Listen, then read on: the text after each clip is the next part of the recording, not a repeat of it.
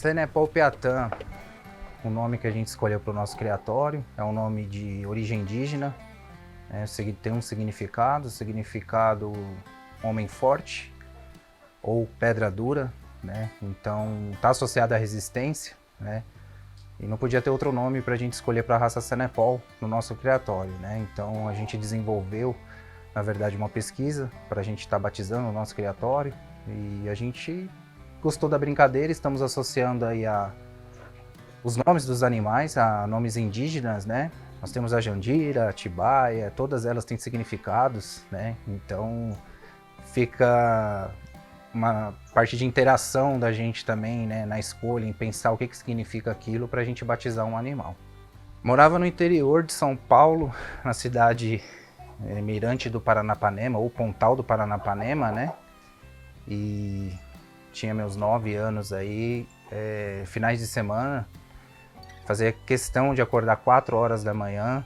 Meu pai tirava leite numa outra fazenda e eu tinha um espaço ali na garupa do cavalo, onde eu ia, né? A gente andava aproximadamente aí de 3 a 4 quilômetros para chegar no curral, né? Onde a gente tirava o leite. E para mim ficar olhando ali tirar leite já era muito gratificante. Então eu não conseguia tirar leite, né? Era bem pequeno, então eu ficava olhando, né? Então só de olhar para mim já estava bom. Já me sentia ali um pecuarista, né? De estar olhando tirar leite.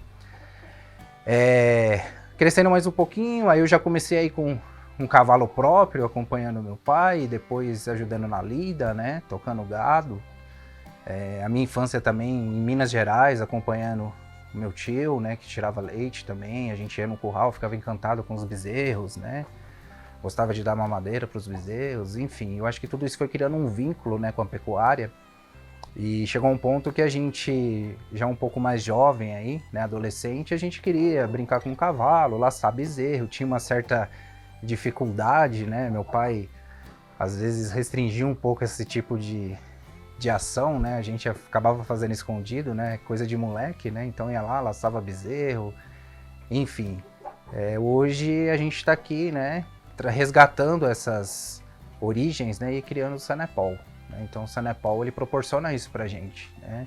Ele permite a gente resgatar sonhos e é o que a gente também passa para os nossos clientes, né? Muitos entram em contato buscando isso também. Então, a gente está aqui para falar que deu certo, né? Então, de uma certa forma, pode acontecer com eles também, né? A gente torce para isso. Bom, e é muito satisfatório mexer com animais, né? Ele traz calma, sossego. Quem gosta, né, de mexer com animais sabe do que eu estou falando, né? Essa questão de você chegar, sentir o cheiro do gado, a presença do gado, o animal ali dócil, né, sem maldade, enfim, é a natureza, né? A gente tá uma forma de ficar mais próximo da natureza. Às vezes você quer um momento de relaxamento, você que gosta de mexer com gado, você já se contenta em sentar próximo ali, olhar às vezes um gado pastando, aquele ali já te traz uma calma. Eu falo, isso é melhor do que qualquer terapia para mim, é eu ver um gado comendo capim no pasto. Então é uma coisa que eu gosto muito, né? Então eu acho que esse sentimento, né, ele só tem a exaltar quando a gente vai lidando com os animais, né, vai vendo que nossos objetivos que foram traçados estão acontecendo. Então é um sentimento muito bacana para a gente poder transmitir, né, para as pessoas próximas.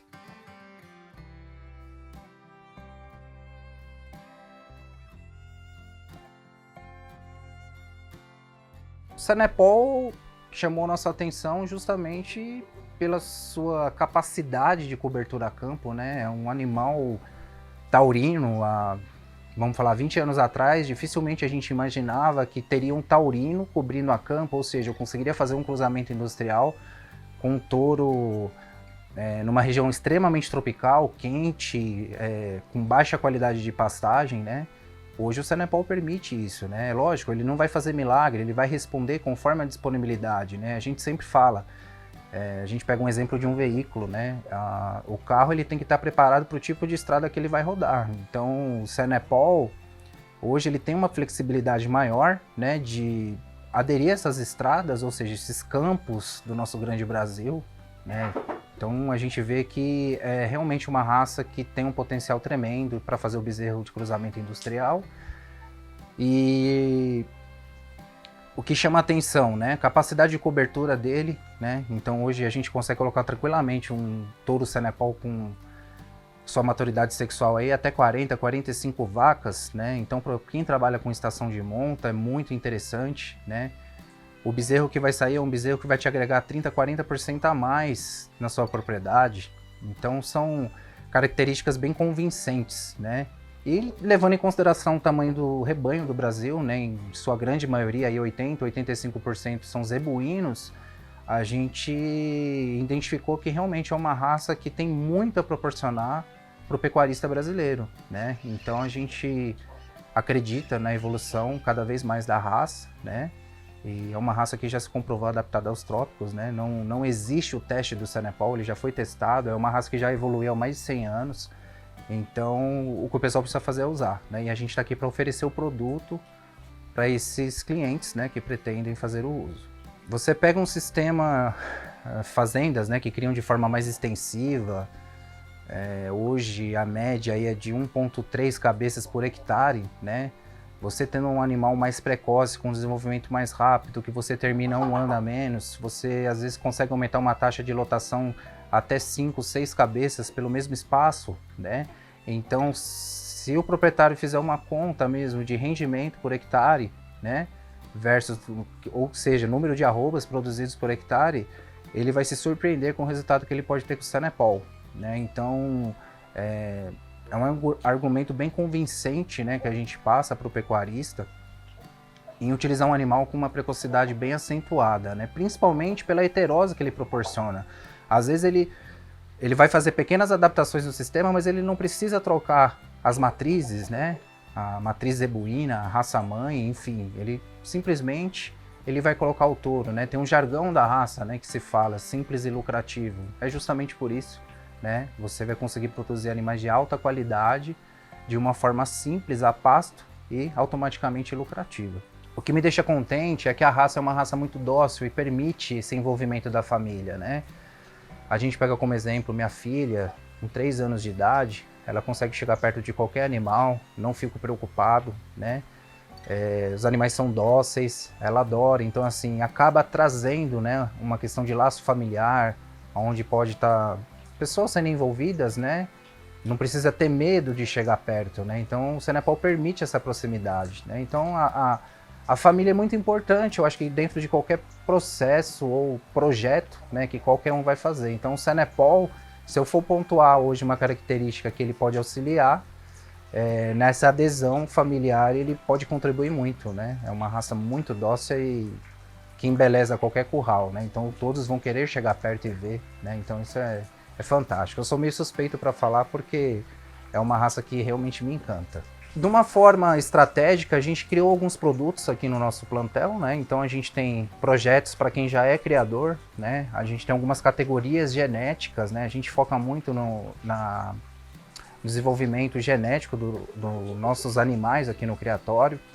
Então, para quem já é cliente, ele tem a possibilidade de fazer um acasalamento específico. A gente tem como oferecer produtos completamente diferentes do que ele já trabalha, né? Quem já é criador, no caso, né? Então, a gente tem uma linha para atender quem já é criador, que são pessoas que querem evitar a endogamia dentro do seu plantel, criar um número maior de opções, né, de gado, e a gente pode auxiliar em alguns acasalamentos. Então, a gente sempre consegue dar um plus no criatório daquele cliente quando ele nos procura, né? Aquele que já é criador, ele tem essa possibilidade, né, pelos estudos que nós temos, enfim, as ferramentas, os resultados de avaliação, principalmente a genômica, né, a gente sempre está conseguindo agregar.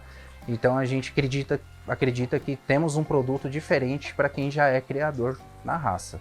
Projeto para novos criadores, né? Aí a gente entra com todo o suporte e assistência 100%, desde do início de um possível registro junto à associação de criadores, sistemas de manejo, ideias, né? A gente cita exemplos de projetos de outros clientes que fizeram e deram certo, né? Então a gente, hoje, vou citar como exemplo aqui, tem criador que entra em contato com a gente querendo um touro, mas tem uma quantidade às vezes pequena de vaca, né?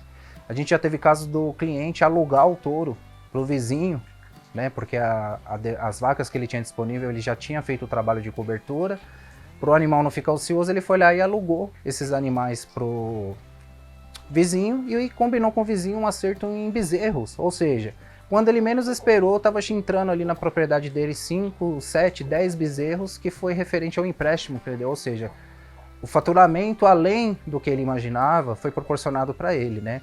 Outra situação muito interessante, novos projetos, né? A gente tem a opção de receptoras com gestação de 90 dias, temos a opção de comercialização de embriões, utilizando as próprias barrigas de aluguel do cliente, né? E a gente dá toda assistência, desde o início, acasalamento e até futuros animais que vão precisar se acasalar, a gente entra também com essa informação, com essas referências, né? Então, às vezes tem cliente que ele já quer levar os embriões, já sabendo o que vai nascer, ele já tem uma opção de levar algumas doses de sêmen específica de genética completamente diferente que talvez dê para ele utilizar, né? Então a gente tem essa opção de oferecer o pacote completo para o cliente, né? Então a gente tem diversas opções para novos criadores. Uma ideia bem interessante que me chamou a atenção, hoje a gente tem a pecuária leiteira, né? Que para se fazer leite você automaticamente tem que fazer um produto ao ano, um bezerro, tem que nascer daquela vaca em si. E só que para quem é criador, né, dependendo muito do objetivo, ele perde muito tempo no sentido de que ele precisa esperar no mínimo 5 anos, né? Então ele seleciona aquela primeira bezerra que nasceu, filha da melhor vaca dele, ele vai saber realmente se ela é boa de leite depois que ela der a primeira cria. Então todo esse estágio da gestação até o nascimento vai dar quase 5 anos. Então ele estaria 5 anos esperando para saber se deu certo, né, aquela genética que ele imaginou.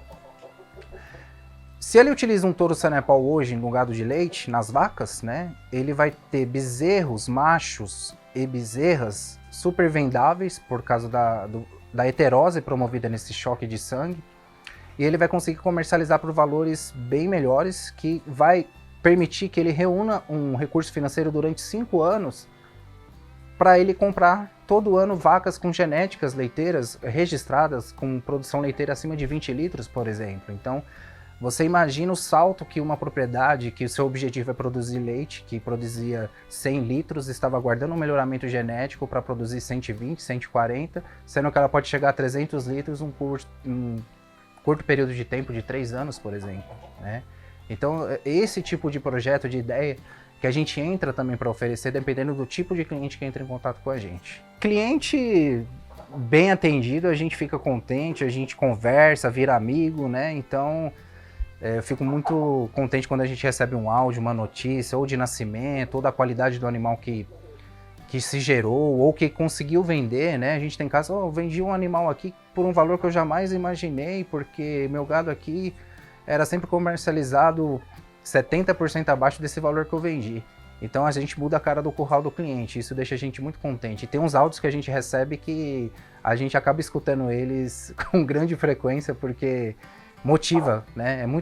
Motiva muita gente ouvir esses tipos de áudio. Então eu acho que é um dos lados bem legais assim de trabalhar com o Sanepal, é isso. Bom, no contexto geral, para avaliar nosso rebanho, nós temos algumas ferramentas, né? A gente até vai promover de uma certa forma mais detalhada um documentário a respeito dos sistemas de avaliação, mas a gente hoje, além das questões morfológicas, né, que a gente acredita ser muito importante, a gente está entrando numa fase de identificar medidas, né, a parte geométrica dos animais também. Somos pioneiros no sistema de avaliação genômica, né? Então hoje, além dos 2 marcadores que são os mais conhecidos na raça, como o Slick Hair e dupla musculatura, a gente já tem outros 16 marcadores que a gente está trabalhando, né?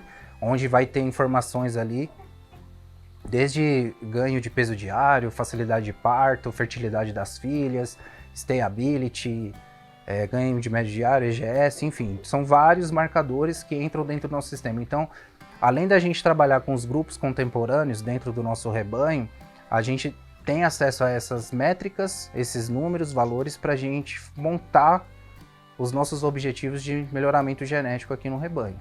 Quem vai comprar Sanepal, eu acho que não obrigatoriamente, né, precisa ter um conhecimento, isso é muito difícil. Eu acho que a confiança vem maior naquele criatório, no trabalho que ele está se fazendo, e infelizmente nem todos terão acesso a esse criatório para ver a forma de trabalho, mas eu acho que com algumas perguntas hoje, uma boa conversa, aquele potencial cliente, independente se ele conhecer ou não, ele vai conseguir sentir uma certa segurança a partir do momento que ele identifica o sistema de avaliação do criatório, né?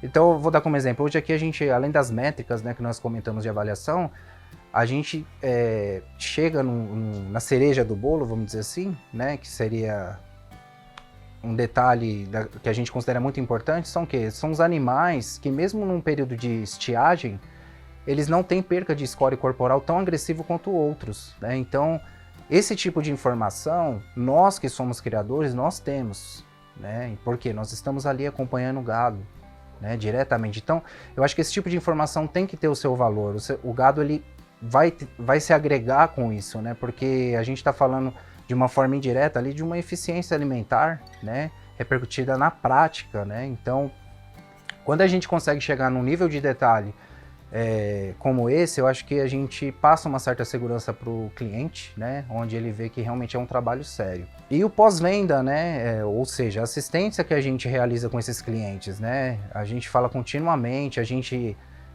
eu tenho cliente de 1 animal, de 2, de 20, de 100, a gente trata todos iguais. Eu acho que, falando de Senepol, a gente tem a responsabilidade de orientar. Então, seja num acasalamento, uma dúvida referente à questão de consanguinidade ou genética, o que a gente tiver de informação, quem já conversa com a gente, quem já é nosso cliente sabe disso, a gente vai abastecer ao máximo com as informações, né, que são necessárias para ele desenvolver o trabalho dele, porque o nosso objetivo é que esse cliente tenha um crescimento da mesma forma que nós continuamos tendo, né? Então a gente faz de tudo para que isso aconteça. A gente fazendo esse trabalho, né, a gente na verdade tem uma estrada longa, né, como a gente comentou, o rebanho do Brasil, ele é muito carente ainda, tem muitos sistemas ostensivos, né, da raça, de raças, né, em geral, seja no Rio Grande do Sul, seja no Maranhão, seja na Bahia, né, seja em Minas. Existe muita resistência para algumas mudanças, né, então a gente ainda precisa mostrar muita coisa para o pessoal conhecer, então a gente tem esse desafio. Então, aonde a gente quer chegar? A gente quer chegar num ponto que a gente tem realmente esse reconhecimento a nível nacional, né, de fornecedores de genética, né? Eu acho que quando as pessoas procuram um plantel, procurando valores, preços, vamos dizer assim, né, só a parte financeira, está se perdendo aí grandes informações no meio do caminho, porque o impacto genético num rebanho, ele é imensurável às vezes, né? A gente chega a falar às vezes de um efeito genético de 20 anos, seja para o bem ou para o mal, né? Então, se a gente está fornecendo animais bons, ele pode ter uma evolução aí durante 20 anos no seu rebanho, né? Se for ao contrário, isso já pode ter um efeito negativo, ele vai demorar 20 anos para corrigir aquele estrago que ele fez, né? Então, a gente imagina que é difícil traçar realmente um ponto final para isso, né? A gente buscando uma melhoria, eu acho que o segredo é não parar, né? E a gente acredita que indo dessa forma a gente está construindo uma estrada consistente.